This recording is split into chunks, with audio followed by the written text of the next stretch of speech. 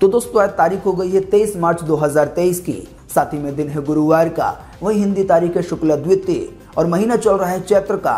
तो आइए बिना देर किए फटाफट से जानते हैं आज की ताजा खबरें और मुख्य समाचार। हेलो दोस्तों, मैं हूं MD अली और आप देख रहे हैं सब कुछ सीखो जानो यूट्यूब चैनल। तो आइए वीडियो शुरू करते हैं। दोस्तों आज के मुख्य समाचार में पहली बड़ी खबर आ रही है रविवार को भी बैंकों के खुले रहने को लेकर। ताजा जानकारी के मुताबिक बैंकों की सभी ब्रांच अब 31 मार्च तक खुली रहेंगी। RBI ने बैंकों को अपनी ब्रांच 31 मार्च तक खुले रहने का आदेश दिया है। इससे अब आप रविवार को भी बैंकों से जुड़े काम निपटा सकेंगे। हालांकि दोस्तों 31 मार्च के बाद लगातार 2 दिन यानी कि 1 और 2 अप्रैल को बैंकों में कामकाज नहीं होगा। असल में RBI ने कहा है कि 31 मार्च को फाइनेंशियल ईयर 2022-23 खत्म हो जाएगा। इसी की वजह से सरकार से जुड़े सभी ट्रांजेक्शन इस तारीख तक सेटल होने चाहिए, यानी कि 31 मार्च 2023 तक। वहीं दोस्तों अगली बड़ी खबर आ रही है कोरोना पर PM मोदी द्वारा हाई लेवल मीटिंग करने को लेकर। ताजा जानकारी के मुताबिक PM मोदी ने बीते बुधवार को कोरोना के बढ़ते मामलों को लेकर हाई लेवल मीटिंग की है। उन्होंने मीटिंग में सर्विलांस, जीनोम टेस्टिंग और सांस की बीमारी से पीड़ित सभी मरीजों की टेस्टिंग करने पे जोर दिया है। दोस्तों आप नहीं जानते हैं तो आपको बता दें, देश में एक बार फिर से कोरोना के मामले तेजी से बढ़ने लगे हैं। शायद आपको पता होगा कि कोरोना के साथ साथ इन्फ्लुएंजा यानी कि H3N2 वायरस के मामले भी बढ़ रहे हैं। तो इसी की वजह से इन सभी मामलों पर PM मोदी द्वारा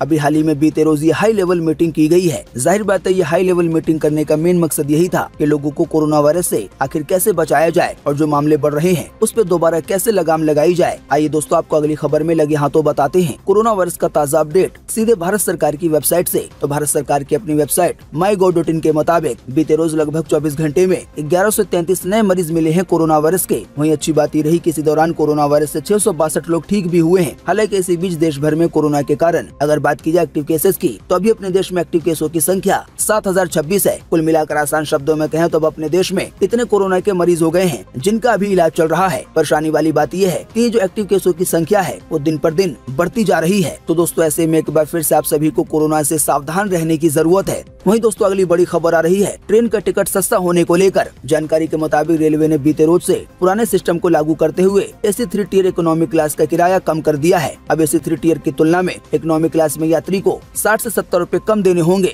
रेलवे ने सितंबर 2021 में सस्ती AC यात्रा सर्विस देने के लिए AC 3 इकोनॉमी कोच की शुरुआत की थी, लेकिन नवंबर 2022 में AC 3 टियर इकोनॉमी और AC 3 टियर के मर्जर के कारण दोनों क्लास का किराया बराबर हो गया था। असल में दोस्तों बात यह है कि AC 3 कोच की सर्विस वैसे तो काफी पहले से मौजूद है, लेकिन अभी हाल ही में बीते साल सितंबर 2021 में AC 3 इकोनॉमी कोच की शुरुआत की गई थी। कुल मिलाकर आसान शब्दों में कहें तो इसी कोच के लिए किराए घटाए गए हैं। साथ ही बताया गया AC 3 इकोनॉमी का किराया कम होने के बावजूद भी चादर और कंबल की सुविधा दी जाएगी। वहीं दोस्तों अगली बड़ी खबर आ रही है एक बार फिर से भूकंप आने को लेकर। जानकारी के मुताबिक दिल्ली में बीते बुधवार को एक बार फिर से भूकंप के झटके महसूस किए गए। रिक्टर पैमाने पर तीव्रता 2.7 मापी गई है। बताया गया इसका केंद्र नई दिल्ली में जमीन से 5 किलोमीटर गहराई में था। दिल्ली में भूकंप का केंद्र होने की वजह से आसपास के कुछ इलाकों में भी झटके महसूस किए गए। वैसे शायद आप जानते होंगे कि इससे पहले मंगलवार रात लगभग 10:19 पर दिल्ली NCR समेत पूरे उत्तर भारत में तेज भूकंप के झटके महसूस किए गए थे, क्योंकि रिक्टर स्केल पर इसकी तीव्रता 6.6 मापी गई थी। वहीं दोस्तों अगली बड़ी खबर आ रही है आधार कार्ड और पहचान पत्र को लेकर।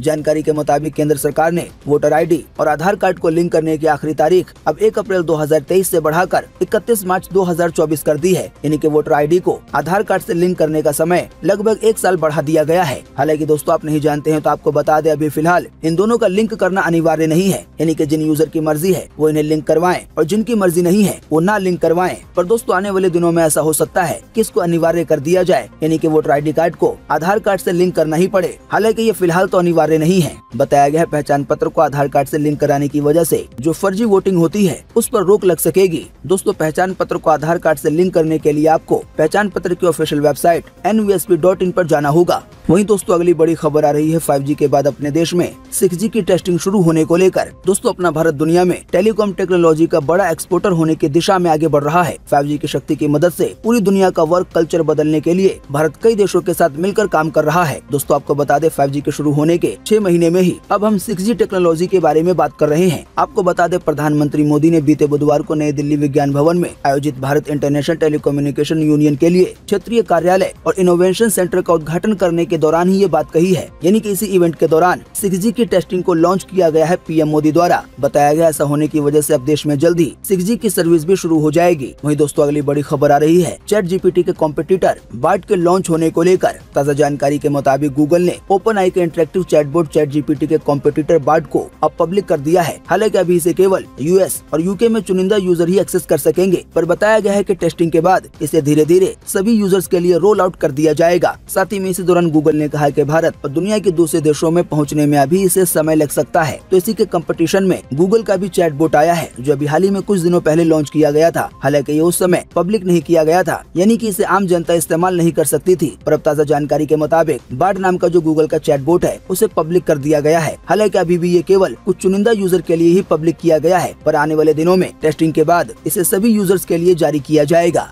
वहीं दोस्तों अगली बड़ी खबर आ रही है कमर्शियल गाड़ियों के महंगा होने को लेकर। जानकारी के मुताबिक भारतीय auto manufacturing company Tata Motors ने नए फाइनेंशियल ईयर से पहले सभी कमर्शियल गाड़ियों के दाम 5% बढ़ाने का ऐलान किया है। बताया गया है ये बढ़ी हुई कीमतें 1 अप्रैल 2023 से लागू हो जाएंगी। कंपनी ने इसके पीछे की वजह BS6 फेज 2 एमिशन नॉर्म्स में हो रहे बदलाव और बढ़ती लागत को बताया है। इससे पहले कंपनी ने फरवरी 2023 में मेकिंग कॉस्ट बढ़ने के चलते अपने पैसेंजर व्हीकल्स की कीमतों में 1.2% की बढ़ोतरी की थी। साथ ही में टाटा मोटर्स ने एक आधिकारिक बयान में ये कहा है कि कमर्शियल गाड़ियों के पोर्टफोलियो को कंपनी ने पूरी तरह से अपडेट कर दिया है। इसके तहत गाड़ियों के इंजन को BS6 फेज 2 नॉर्म्स के अनुसार चेंज किया गया है और अब ये सभी गाड़ियां E20 पेट्रोल पे चल सकेंगी, यानी कि ऐसे पेट्रोल से जिसमें 20% एथेनॉल होता है और इस वाले पेट्रोल का दाम आम पेट्रोल के मुकाबले कम भी होता है। वहीं दोस्तों अगली बड़ी खबर आ रही है H3N2 वायरस से बचने के लिए टीका लगवाने को लेकर। दोस्तों अभी हाल ही में जरा सा मौसम बदला और बहुत सारे बच्चे बीमार हो गए। आप नहीं जानते हैं तो आपको बता दें, इसकी वजह फ्लू और H3N2 इन्फ्लुएंजा है। H3N2 वायरस एक सांस से जुड़ा हुआ वायरल इन्फेक्शन है। हालांकि इससे बचने का उपाय फ्लू शॉट यानी कि फ्लू का टीका है। हालांकि दोस्तों अफसोस की बात यह है कि हमारे देश में पेरेंट्स फ्लू के टीके को लेकर ज्यादा अवेयर नहीं है,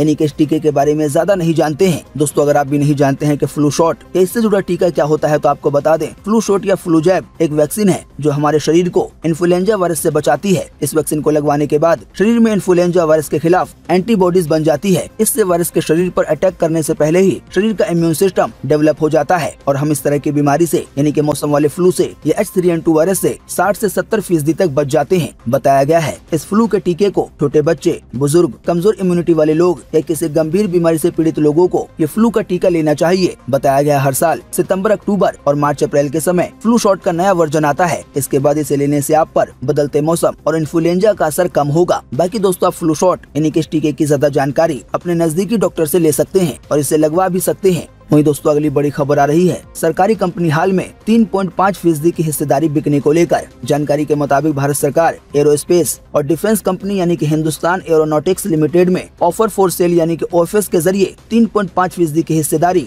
बेचने जा रही है। इसके लिए फ्लोर प्राइस 2450 रूपए तय किया गया है। बताया गया HAL में इतनी हिस्सेदारी बेचने की वजह से सरकार को 2867 करोड़ रुपए मिलेंगे। वहीं बताया गया रिटेल निवेशकों के लिए इसका ऑफर कल 24 मार्च को खुलेगा, यानी कि सरकारी कंपनी के शेयर आम आदमी भी ले सकेंगे। वहीं दोस्तों अगली बड़ी खबर आ रही है अडानी को लेकर। जानकारी के मुताबिक अडानी ग्रुप की कंपनी अडानी एयरपोर्ट्स आने वाले दिनों में और अधिक एयरपोर्ट्स के लिए बोली लगाएगी। कंपनी के CEO अरुण बंसल ने बीते गुरुवार को बताया है कि कंपनी अपने एयरपोर्ट्स की संख्या को बढ़ाना चाहती है। उन्होंने कंपनी की योजना पर बात करते हुए ये जानकारी दी है कि अगले कुछ सालों में 1 दर्जन से ज्यादा एयरपोर्ट्स के निजीकरण की उम्मीद है। आसान शब्दों में कहें तो ये बताया गया है कि आने वाले कुछ सालों में 1 दर्जन से ज्यादा एयरपोर्ट्स प्राइवेट हो जाएंगे, जो कि अभी सरकार के हाथ में है। वहीं दोस्तों अगली बड़ी खबर आ रही है देश के सबसे बड़े कोर्ट यानी कि सुप्रीम कोर्ट द्वारा दिए गए एक बड़े बयान को लेकर। जानकारी के मुताबिक chief justice of India DY Chandrachud ने बीते मंगलवार को मौत की सजा के फैसले पर रिव्यू के दौरान सुप्रीम कोर्ट की समीक्षा की पंक्तियों का जिक्र करते हुए उन्होंने कहा कि अदालतों को पुरुष प्रधान यानी कि पितृसत्तात्मक टिप्पणियों से बचना चाहिए। इसका मतलब ये है कि उन्होंने कहा बेटा वंश चलाता है, वहीं बूढ़े माँ बाप का सहारा बेटा ही बनेगा। ऐसे कमेंट से हमें बचना चाहिए। जाहिर बात है शायद उन्होंने ऐसी टिप्पणी इसलिए की है क्योंकि अब बेटियां बेटों से कम नहीं रह गई हैं। तो इसी की वजह से सुप्रीम कोर्ट की ओर से ये कहा गया है कि ऐसी टिप्पणियों से हमें बचना चाहिए कि बेटा ही वंश चलाएगा। वहीं दोस्तों चीफ जस्टिस का एक और बयान आया है जो है फेक न्यूज को लेकर। जानकारी के मुताबिक इस डिजिटल युग में फर्जी खबरों के खतरों से आगाह करते हुए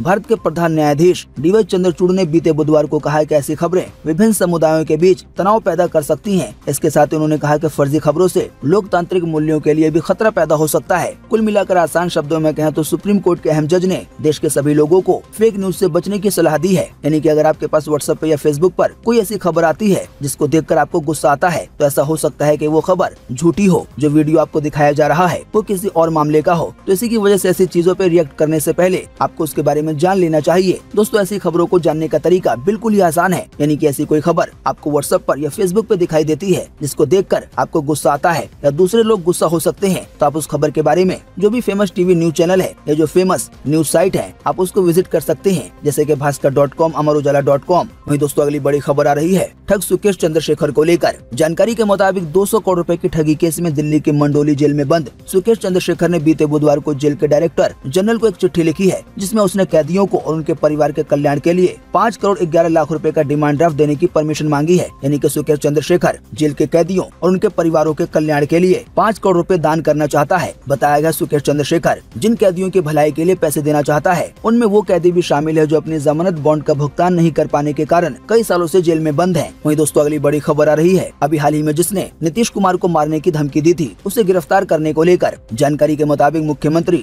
नीतीश कुमार को बम से उड़ाने की धमकी देने वाले को बीते मंगलवार को गुजरात के सूरत से गिरफ्तार कर लिया गया है। इस युवक का नाम अंकित मिश्रा है। उसने व्हाट्सएप के जरिए नीतीश कुमार को जान से मारने की धमकी दी थी। हालांकि अभी इसे धमकी देने के 72 घंटे के भीतर ही गिरफ्तार कर लिया गया है। वहीं दोस्तों, अगली बड़ी खबर आ रही है राजस्थान के छात्रों को लेकर। ताजा जानकारी के मुताबिक राजस्थान में अब 6ठी से 12वीं तक के करीब लाखों छात्रों को 30% कम सिलेबस पढ़ना पड़ेगा। बताया गया कोरोना काल के बाद छात्रों पे पढ़ाई के दबाव को कम करने के लिए सिलेबस में 30% की कटौती की गई है, ताकि बच्चों पे बोझ कम पड़े और उन्हें आम सालों के मुकाबले कम पढ़ाई करनी पड़े। ये खबर छात्रों के लिए किसी खुशखबरी से कम नहीं है। वहीं दोस्तों, अगली बड़ी खबर आ रही है 106 हस्तियों को पद्म पुरस्कार मिलने को लेकर। जी हां, नई दिल्ली में स्थित राष्ट्रपति भवन में राष्ट्रपति द्रौपदी मुर्मू ने बीते बुधवार को 106 लोगों को पद्म पुरस्कार से सम्मानित किया। राष्ट्रपति ने पहला सम्मान आर्किटेक्ट बालकृष्ण दोषी को दिया। उनकी बेटी ने पिता को मिला पद्म विभूषण सम्मान ग्रहण किया। इसके बाद बिजनेसमैन कुमार मंगलम बिरला को व्यापार और उद्योग क्षेत्र में योगदान के लिए पद्म भूषण से सम्मानित किया गया। अब दोस्तों, मैं यहाँ पर तो 106 हस्तियों का नाम नहीं बता पाऊंगा जिनको पद्म पुरस्कार से नवाजा गया है, लेकिन आप उनकी लिस्ट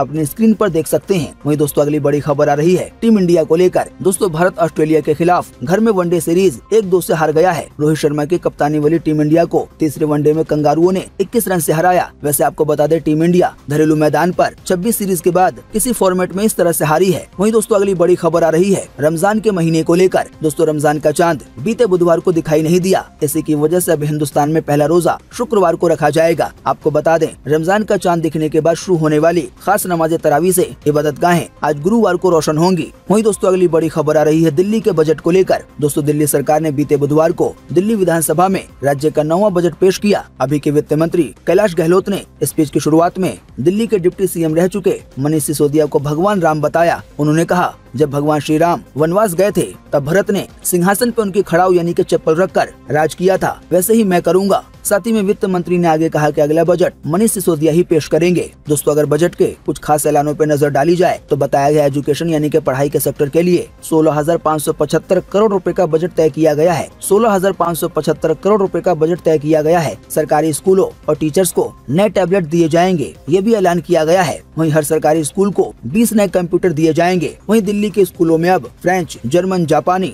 और स्पेनिश भाषा भी पढ़ाई जाएगी। वहीं दिल्ली के पब्लिक ट्रांसपोर्ट को अपग्रेड करने के लिए 3500 करोड़ रुपए का बजट तय किया गया है। बताया गया इस साल के अंत तक 1600 इलेक्ट्रिक बसें दिल्ली को मिलेंगी। वहीं 2025 तक दिल्ली के ट्रांसपोर्ट में 10,000 से ज्यादा बसें होंगी। वहीं इनमें से 80% बसें इलेक्ट्रिक होंगी। वहीं बताया गया है कि दिल्ली में 100 और मोहल्ला क्लिनिक खोले जाएंगे। वहीं बताया गया आने वाले 2 साल में दिल्ली में जो 3 कूड़ों के पहाड़ हैं उनको साफ किया जाएगा। उम्मीद करते हैं इससे आपको काफी कुछ जानकारी मिली होगी। हम बस इसके बदले में आपसे इतना ही चाहते हैं कि आप इस वीडियो को लाइक कर दें और शेयर कर दें, क्योंकि आपका लाइक और शेयर करना ही होता है हमारी मेहनत का फल। वीडियो देखने के लिए आपका बहुत बहुत धन्यवाद। Thanks for watching.